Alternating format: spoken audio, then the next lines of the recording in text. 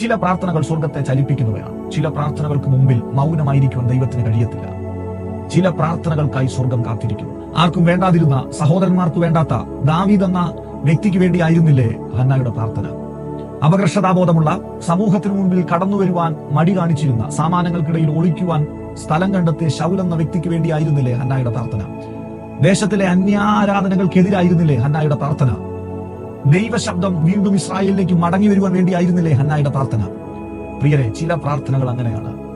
ഒരുപക്ഷെ നിങ്ങളുടെ ചില പ്രാർത്ഥനകൾക്ക്, നിങ്ങളുടേതായ മറുപടികൾക്ക് നിങ്ങൾ കാത്തിരിക്കുന്നുണ്ടാകാം. പക്ഷെ എന്നാൽ ദൈവഹിതപ്രകാരം ജീവിതത്തിൽ സംഭവിക്കുന്ന കഷ്ടങ്ങൾക്കും നഷ്ടങ്ങൾക്കും പിറകിൽ നിങ്ങൾ പ്രാർത്ഥനയിൽ ഉറ്റിരിക്കുമ്പോൾ അതിന്റെ മറുപടികൾ ഒരുപക്ഷെ നിങ്ങളുടെ ജീവിതത്തിൽ മാത്രം ഒതുങ്ങുന്നതായിരിക്കില്ല.